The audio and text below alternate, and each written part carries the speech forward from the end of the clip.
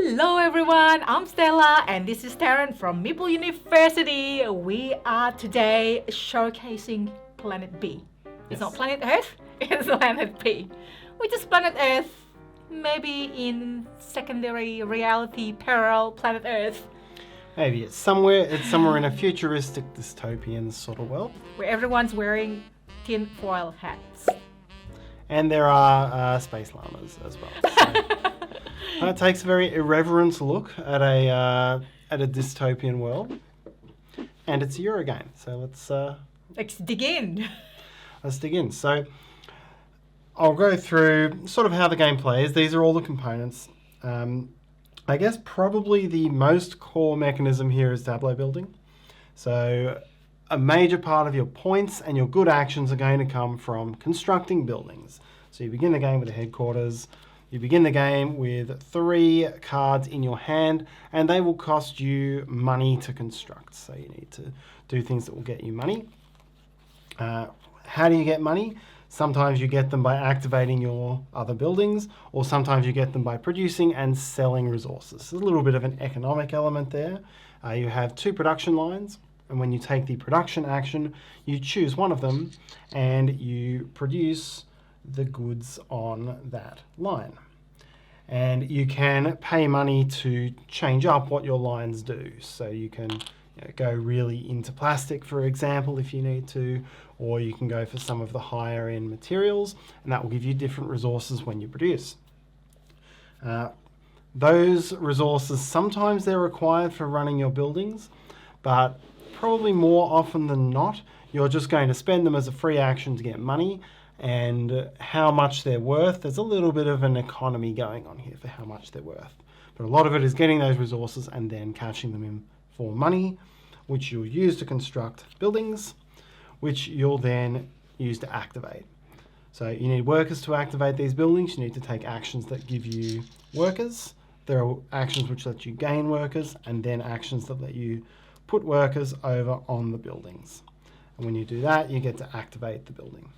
There's a couple of other ways to get things. So there are faction tracks up here. So some actions will let you move up and score on the faction tracks, where you get whatever is there. It could be resources or money, and then you go back to the start. There are news cards here. You can take actions to get these cards. They might let you spend some stuff, get some stuff, or just give you some resources. All of these sorts of things. Now, how the game actually works is all of these little mini actions I just spoke about are grouped together on these corporation tiles, or these conglomerate tiles. So when you take a turn, you choose one of the tiles which has the combination of actions you want. You may need to pay a reduction of mood for that as well. You put a briefcase on it, and then you can take the actions that are on there in any order. And so what you're looking for is the combinations of actions that work best for for what you're trying to do. When one of these tiles runs out of briefcase spaces, let's say it were this one here on the left. If it's a grey one, you flip it over to its red side and change the economy. If it's a red one, you remove it from the game and replace it with another one from the draw deck. And once the draw deck is out, We'll accept this one. once the draw deck is out, the game end is triggered. So it essentially is, that limits the number of actions that players take, and it might go quicker if players take the same action, or slower if players take diverse actions. There's also an election element to this game. So various actions will let you place votes, these little tokens, into the bag. And when the election marker reaches this space, you'll go through an election. And These ones. yes. So there are some bonuses you can buy to make yourself better at elections, but essentially you will be drawing random tiles from the bag and putting them in front of yourself. And it will go around the table until all the tiles are gone. And whoever has the most of their own tiles in front of themselves is the one who wins the election. So if it were to look like this, if Stella were... I would have 2 only. If it would I have would looked have something more. like this, Stella would have 3 of her own. I would have 2. So we would distribute the election rolls accordingly. And those are also worth points. And There. I like the llamas in there. Yep, the llama is in 3rd. There you go, llama. So these are worth points. These give you points that you can, or effects that you gain every turn. The president gets to pass laws. So the president will have law cards, get to choose either just to get 10 points. The next round, Or- each round, yeah. Each round, or do something that helps everyone but helps themselves more. And you'll keep going through, again, until all of the corporations are gone. The votes get reset after each election. So that is overall the sorts of things that are going on. Plenty of ways to get big points from elections, from buildings. You get these guys, they come off to free up these stations again after each election as well. So each election cycle determines how many times you can use your buildings. I think this is a really, really cute game. The artwork is it's good, but I think the cuteness comes from the cleverness of the cards, the building cards. Like this, for example, where are the building cards as well, Tarrant? Building cards are down that's there. right.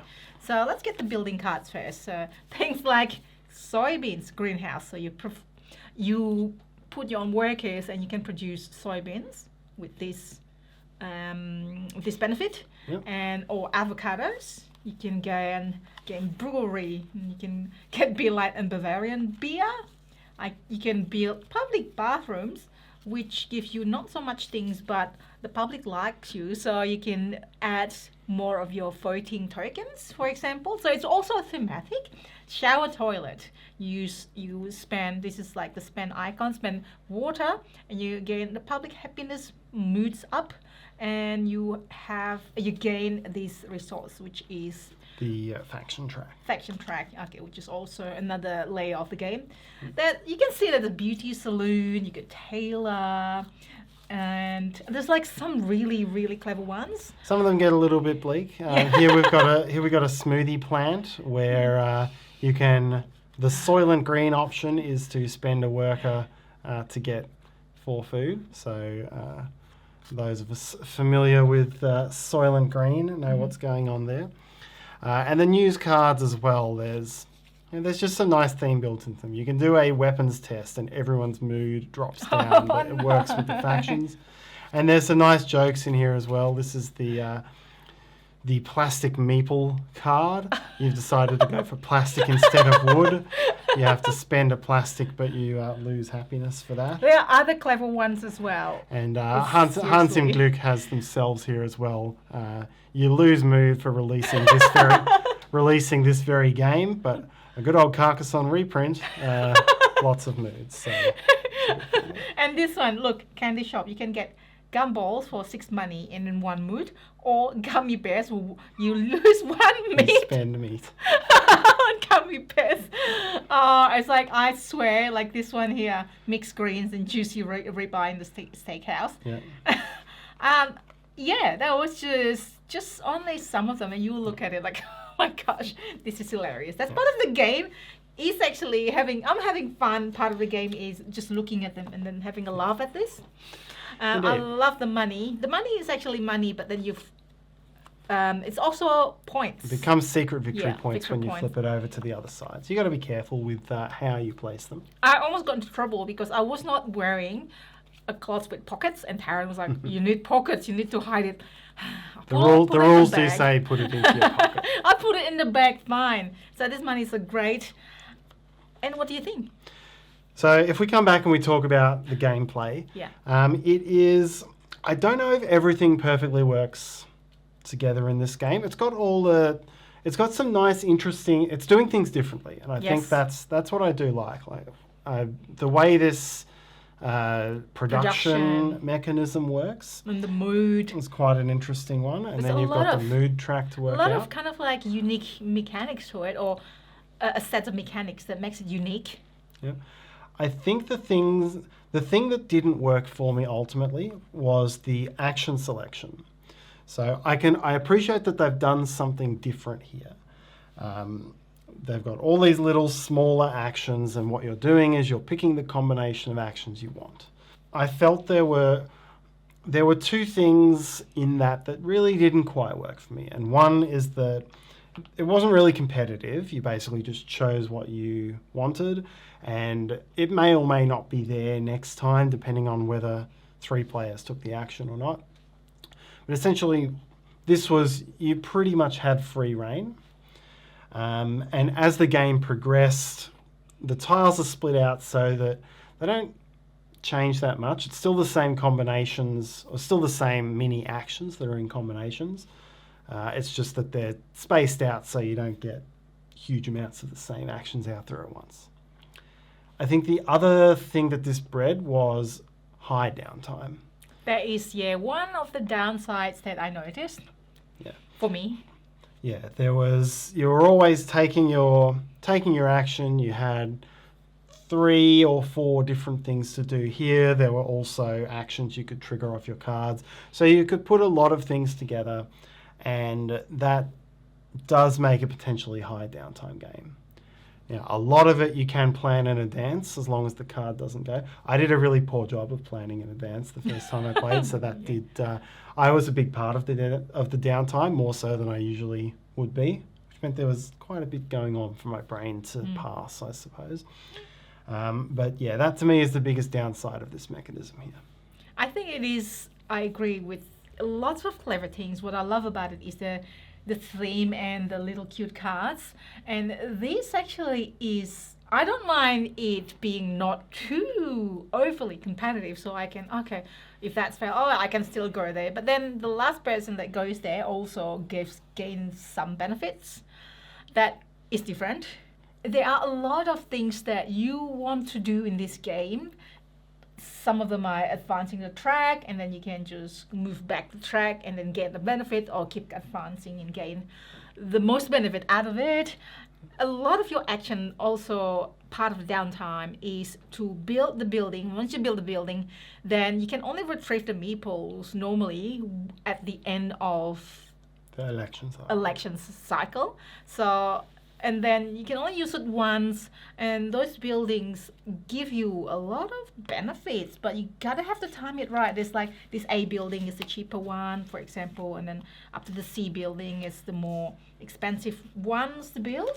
The more points in general, but also harder to gain, like requirements and so on. But it can give you like, that's 100 points. This is the wildest one of all. There's 100 points on offer and the cost of it is huge in terms of the resources you've got to spend. But there are some out here that are worth 40 points at a time for spending a few resources, and you've really got to find those ones to maximize your score.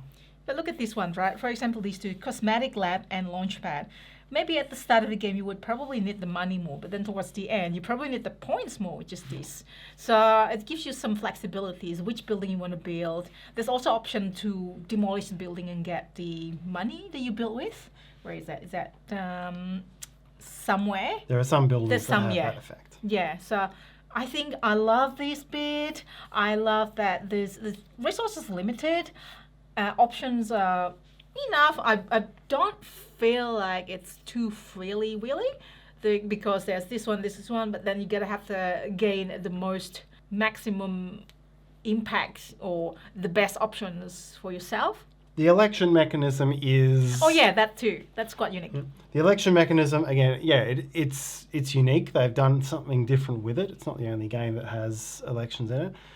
There's a fair bit of luck in the way the tiles will come out, but it does sort of balance over the course of a game, because the president, whoever becomes the president, loses all of their votes ahead of the next election. Whoever was the vice president only loses the votes they drew of themselves, and then everyone else keeps all of their votes. So that will kind of shift around across the course of the game. It still adds a little bit of a random element, but I felt it did balance out. And to cram even more different mechanisms, that's what I'll say is good about this game. They've got a lot of things that work differently to anything else you would have seen. We saw how the costs of these will change. Yeah.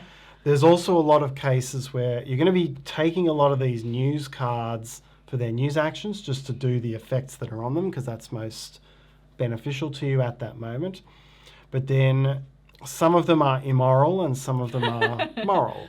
And whatever the last one you chose was determines how some effects in the game are going to resolve for you. And of course, having plastic meeples are immoral. Yes, very much so. We have fun with these themes for sure. But if you've done the plastic meeples, then and you're the vice president, you'll be getting 6 points every turn. But if you're moral, you'll be getting a step on the faction track every turn. Yeah, sometimes, So yeah. you can't just pick what you want. You've got to use your selection of these cards to make it balance out. And I think there's a lot of clever little things in there. Yes. But for me, the overwhelming feeling was that the downtime was a downer through all of that. Lots of things to plan. This was the biggest downside. So I think as long as you're coming into the game and players are planning their turns and making it move quite quickly, Most things you'll end up with fun. Most thing you can do it, but then there's a time where the card that I want as part of the it would be one of the cards that gives me a certain bonus, which let me do the next one that was taken before me. I was like, no, and then I couldn't do it. I have to recalculate everything that actually is the downtime for the rest of the people. Unfortunately, sorry. But that's it. That's just life. You have to accept it. Yes. And that is Planet B. Check it out. This is by Hans Im Gluck, who brings out Carcassonne, obviously, for example, and a lot of other games that you would love. I think it's still worth to check out because of those great, fun, unique theme and then some unique mechanics that it has. And Tarrant is just like... I'm just trying to see what other games they have from the card they have in the game. Oh, yeah. There's just like so many Easter eggs as well inside it. Like you wouldn't... I'm sure there are lots of... What is this? Social media ban? It's just like... It's not even Twitter. It's like... It's fake Twitter, Facebook. Twitter. Twitter. It is irrigated golf course. Discovery of Planet D. Counterfeit gummy bears? Like what? Ones that aren't made out of meat. Yeah, we've found Planet D, which has some sandworms on it. Martian immigration, Dodo introduction. It's just the things that you have fun with it. I think this game creates great stories after you play it, and that makes a good game in its own right. And that is Planet B. Please let us know if you pick it up from Essence Spiel 2022. That's how I got this game. And let us know what you think of it. Have you played it? Any games that are similar to these in theme, in mechanics, let us know. And thank you so much for watching. Because every single like, every single comments, every single views would really help us. And make sure you do something fun for the day. Make sure like playing games, even this game maybe. Or maybe going out and walk on the street if that's what you like, or cycling, or make soap, or gardening, or watching Guardians of Galaxy #3. Bye everyone. Bye everyone.